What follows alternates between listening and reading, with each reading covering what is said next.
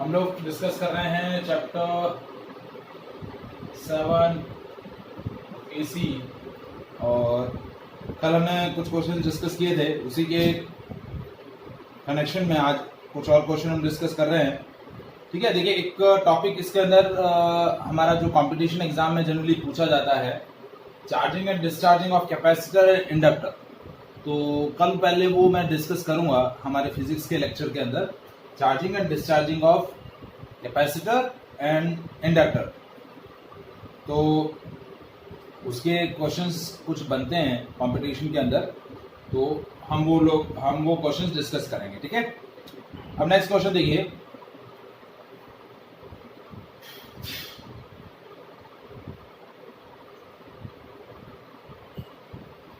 A circuit connected to the AC source of EMF E is equals to E naught sin 100t with the t is in second gives a phase difference of pi by 4 between the EMF and current. Which of the following circuit will be exhibit this? ठीक है, आपको दिया हुआ है E is equals to E naught sin omega t।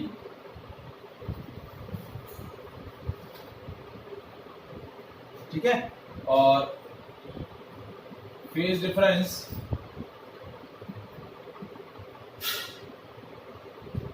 With current आपको दिया हुआ है, दैट इज 5 बाय 4। तो इसमें से कौन सा सर्किट पॉसिबल है? पहला है RC circuit with R 1 kilo ohm and C is equal to 10 microfarad. ठीक है, आरएल सर्किट सेकेंड ऑप्शन है।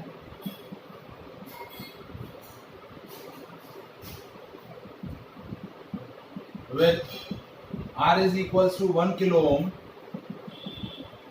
and L is equals to 10 millihenry। Third circuit है RC सर्किट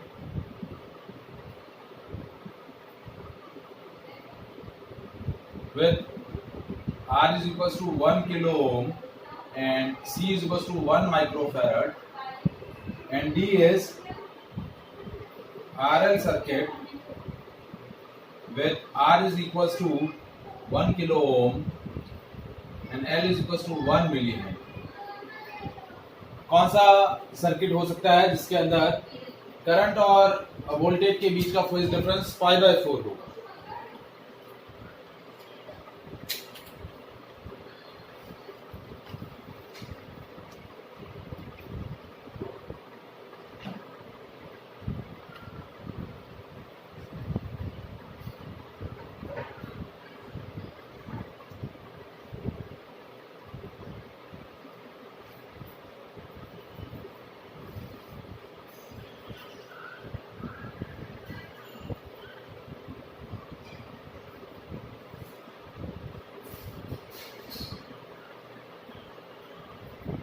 हाँ जी, बताया जल्दी से।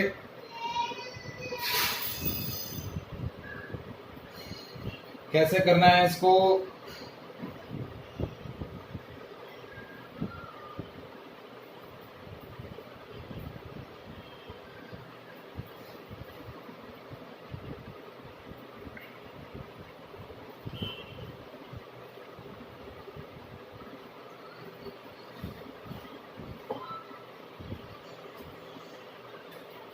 देखिए, ये R और C या R और L का कॉम्बिनेशन है।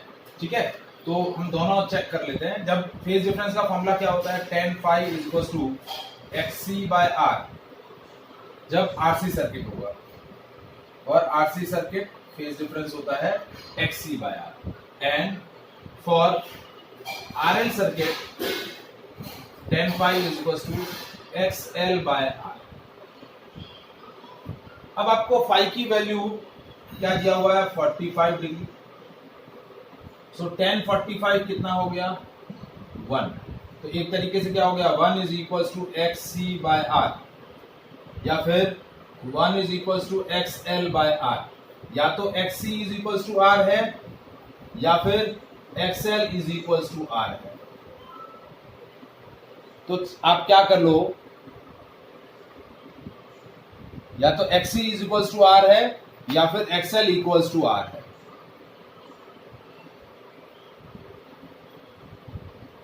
ठीक है, तो चेक कर लो कि किसके अंदर आर की वैल्यू जो है वो एक्सएल या एक्ससी से इक्वल है। तो पहला हम कॉम्बिनेशन ले लेते हैं। इसके अंदर सी 10 माइक्रोफेरेड है, तो आर की वैल्यू तो 1 किलो ओम आ गई, एक्ससी की वैल्यू हो जाएगी 1 बाय ओमेगा सी। एक्ससी की वैल्यू क्या हो जाएगी 1 बाय ओमेगा सी, तो 1 बाय ओमेगा, ओमेगा की value E naught sine 100 t है, ओमेगा की वैल्यू क्या है 100 है, तो क्या 100 इंटू सी की वैल्यू है 10 माइक्रोफेरेड इंटू 10 टू पावर 6, तो एक्ससी की वैल्यू देखिए 1000 ओम आ गई। तो आर की वैल्यू और एक्ससी की वैल्यू दोनों की वैल्यू 1000 ओम है, तो हमारा पहला ही ऑप्शन जो है वो करेक्ट होगा। पहला जो चेक किया, कंडीशन क्या थी कि phase difference tan phi is equals to xc by r, या आरएल सर्किट होता था tan phi is equals to xl by r। तो या तो phi की वैल्यू 45 रखें तो या तो xc is equals to r है या फिर xl is equals to r है। तो हमने xc की वैल्यू निकाल ली, तो xc की वैल्यू r के इक्वल आ गई, तो ये कंडीशन हमारी फुलफिल हो गई।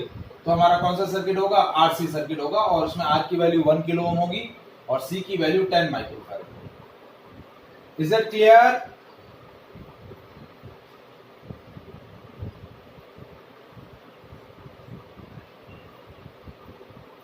वंदन मान्या समझ में आया बेटा? नेक्स्ट क्वेश्चन देखिए,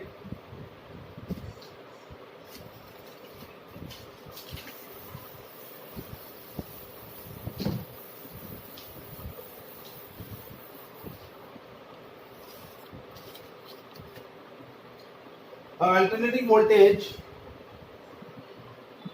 VT is equals to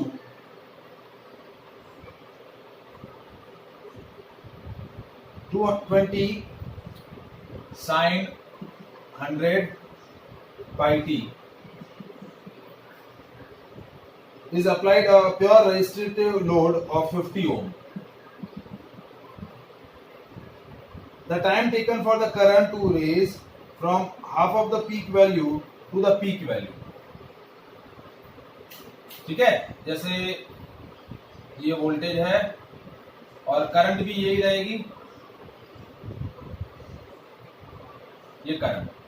तो बोल रहा है कि ये जो आपका करंट है, ये करंट का वैल्यू, ये पीक वैल्यू है, तो हाफ ऑफ द पीक से लेकर यानी ये टाइम इंटरवल t1 और ये टाइम इंटरवल t2, आपको क्या बताना है कि half of the peak value से, ये half of the peak value है, उससे यहां तक आने में कितना टाइम लग रहा है। Time taken for the current to rise from half of the peak value to peak value, मतलब करंट की वैल्यू आई नॉट बाय 2 से आई नॉट होने में कितना टाइम लग रहा है।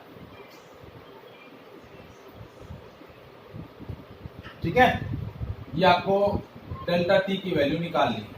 ऑप्शन दिए हुए हैं 3.3 मिली सेकेंड, ऑप्शन बी है 5 मिली सेकेंड, ऑप्शन सी है 7.2 मिली सेकेंड, ऑप्शन डी है 2.2 मिली सेकेंड। देखिए, सबसे पहले इस क्वेश्चन के अंदर मुझे पीक वैल्यू निकालनी है, तो पीक वैल्यू मैं करंट की निकाल लेती हूँ, I naught is equal to V naught by are.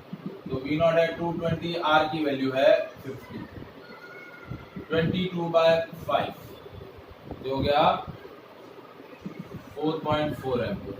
कितनी हो गई 4.4 एम्पियर। तो वो पूछ रहा है कि करंट की वैल्यू 2.2 एम्पियर यानी आई नॉट बाय 2 यानी 2.2 एम्पियर से 4.4 एम्पियर होने में कितना टाइम लगा है। करंट की वैल्यू 2.2 एम्पियर से 4.4 एम्पियर होने में कितना टाइम लग रहा है वो आपको बताना है।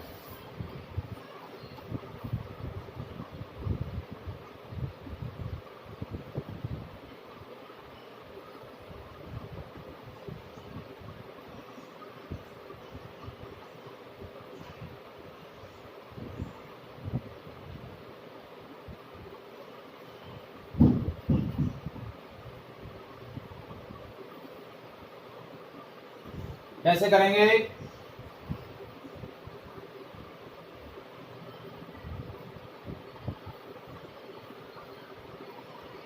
ये आपको यहाँ ओमेगा टी की वैल्यू दे रखी, ये ओमेगा टी है।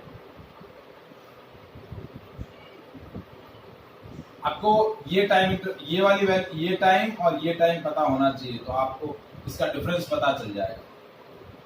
और इनडायरेक्टली ये वैल्यू और ये वैल्यू आपको दे रखी होती है। ये पूरा साइकिल है। मैं करंट की ग्राफ ही प्लॉट करूं, ठीक है? तो ये 0, ये π/2, ये पाई, ये 3π/2 और ये 2 पाई। तो ये half of the peak value, ये वाला टाइम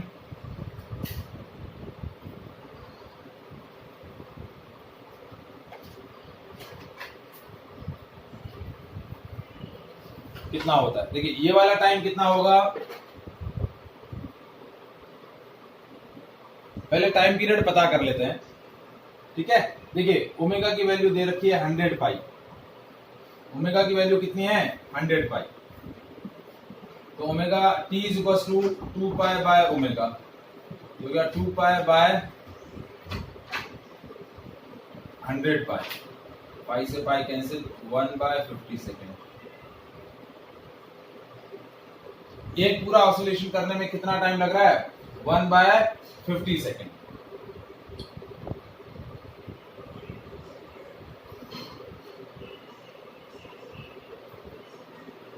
ठीक है?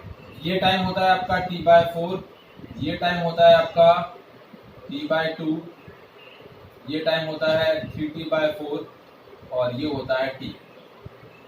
अब ये वाला टाइम इंटरवल कितना होगा?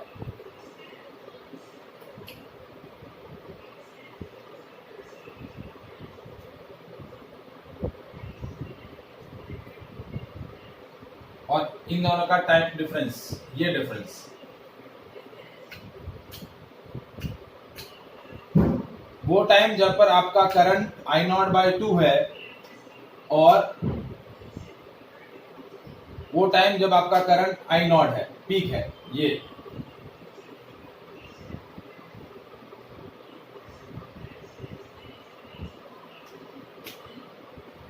ठीक है? तो ये जो टाइम डिफरेंस आएगा आपका, बता पाएंगे टाइम डिफरेंस कितना होगा?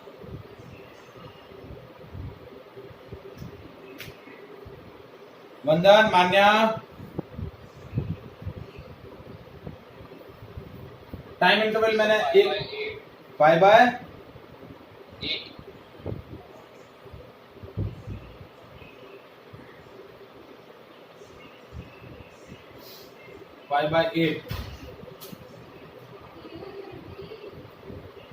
तो टाइम पीरियड, टाइम डिफरेंस कितना होगा? एग्जैक्टली अपने को क्या निकालना है? डेल्टा टी निकालना है, time difference.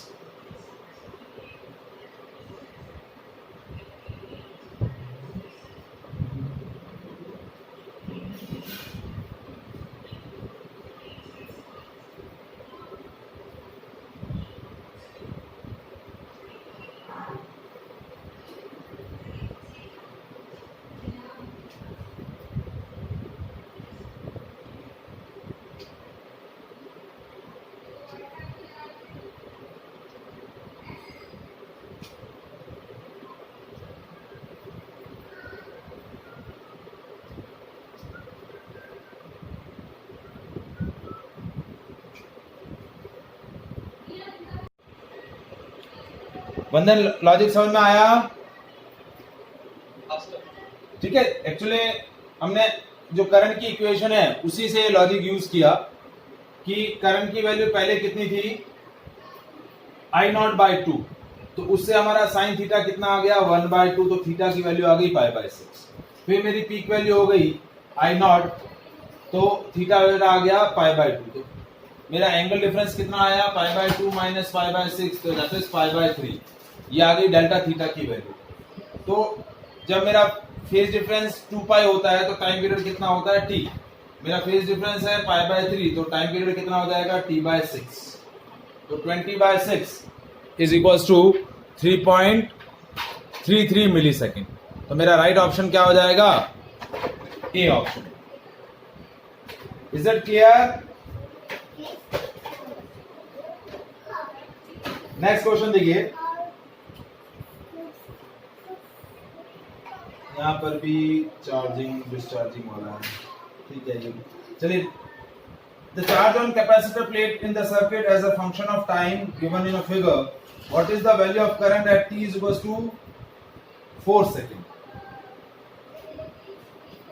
t is equal to 4 second पर करंट की वैल्यू क्या है वो आपको बताना है।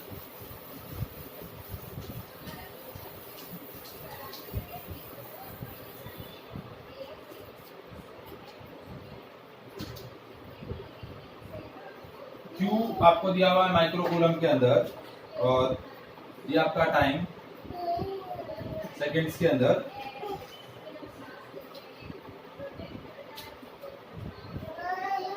ठीक है, ये 2, ये 4, ये 6, और ये वैल्यू है 3, ये वैल्यू है 5। चार्ज आपको दिया हुआ है माइक्रो कूलम के अंदर। आपको पूछा है what is the value of current at t is equal to 4 second. Option है 2 micro ampere, 3 micro ampere, 0 and 1.5 micro ampere.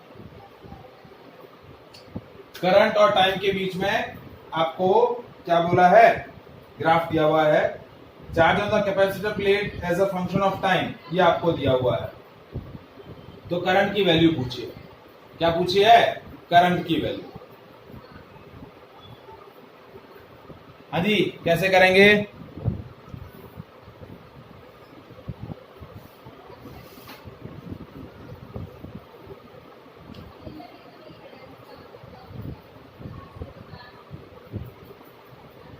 Sir 0।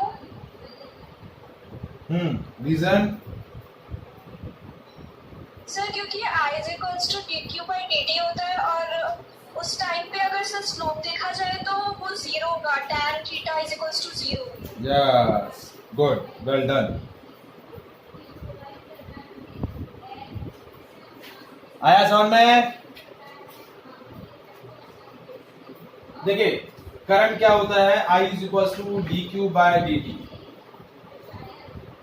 That is rate of change of charge with respect to time. ये होता है current. हमें Q और T के बीच में क्या दिया हुआ है, ग्राफ दिया हुआ है।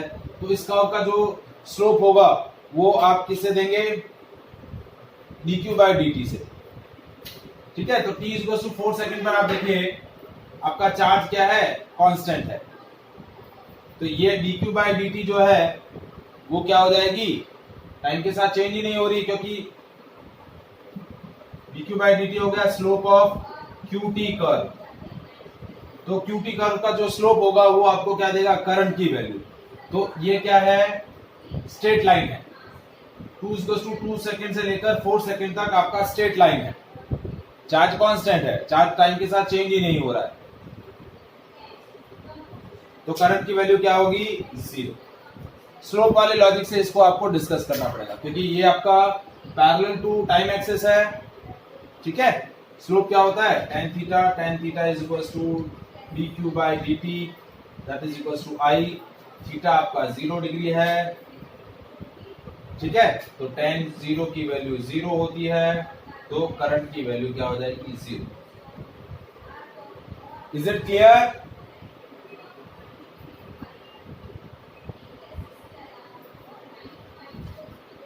Any doubt? No sir.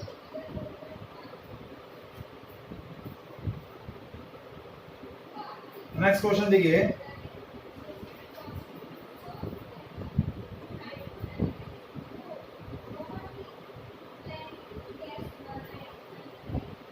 if the magnetic potential energy stored in a certain inductor is 25 millijoule, when the current in the inductor is 60 milliampere, then the inductance of inductor is inductance of inductor is क्या रहेगा वो आपको बताना है।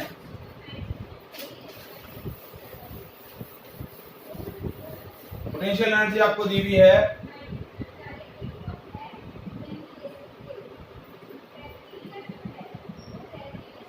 25 milli joule. Current आपको दिया हुआ है 60 मिली एम्पियर। इंडक्टेंस बताना है।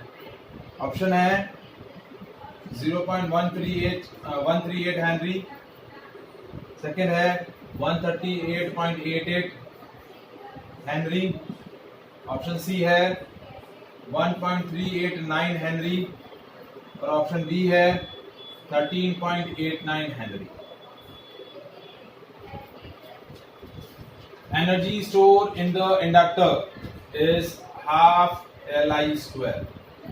ये लॉजिक यूज करना है और उससे आपको L की वैल्यू मिल जाएगी। E की वैल्यू दे रखी है, I की वैल्यू दे रखी है और आपको L का वैल्यू पूछा है। जल्दी से कैलकुलेट करके बताओ क्या होगा।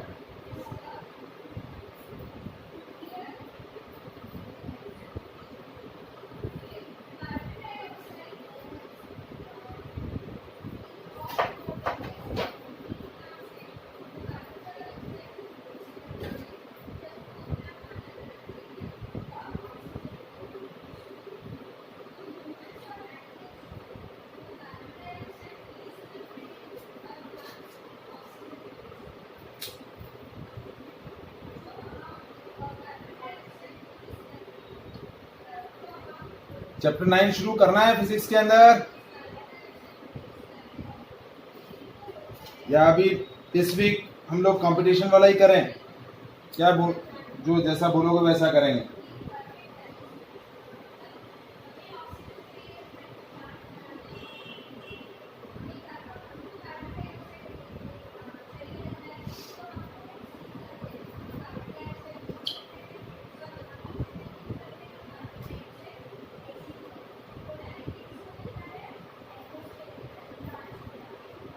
क्या है बेटा आंसर, जल्दी बताओ।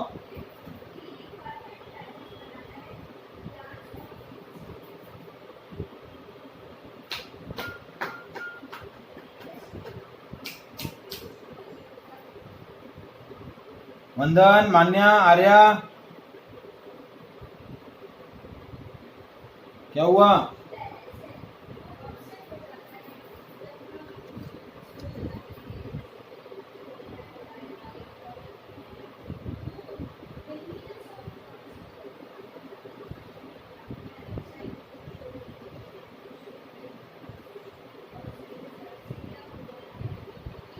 मैं बताऊं?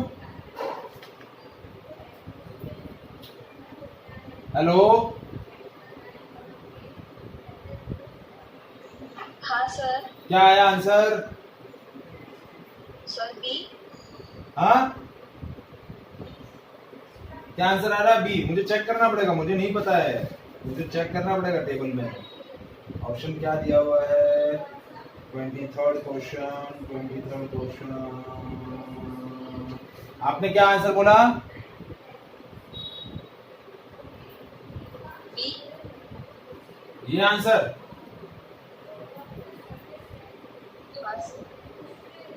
नहीं, गलत है।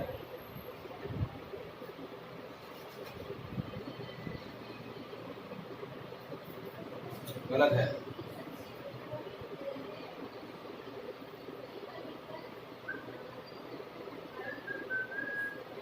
वंदन,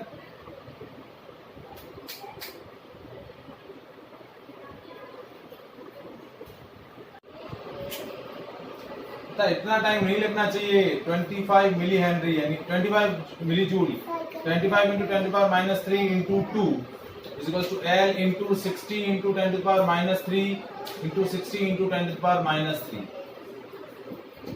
ये हो गया 50 into 10 to power minus 3 is equal to 3600 into 10 to power minus 3 into 10 to power minus 3 into L। तो माइनस 3 से ये माइनस 3 गया, ये 0 से ये 0 गया, 5 डिवाइडेड बाय 360, ये 10 टू पावर माइनस 3 ऊपर जाएगा तो 1000 हो जाएगा। ये L की वैल्यू। ये 0 से ये 0 कैंसिल, तो L की वैल्यू हो जाएगी 500 डिवाइड बाय 36, 250 बाय 18, तो 18 वन जा 18, 7, तो ये कुछ 13 पॉइंट कुछ आएगा, तो ये ऑप्शन रहेगा डी ऑप्शन आएगा। Is it clear?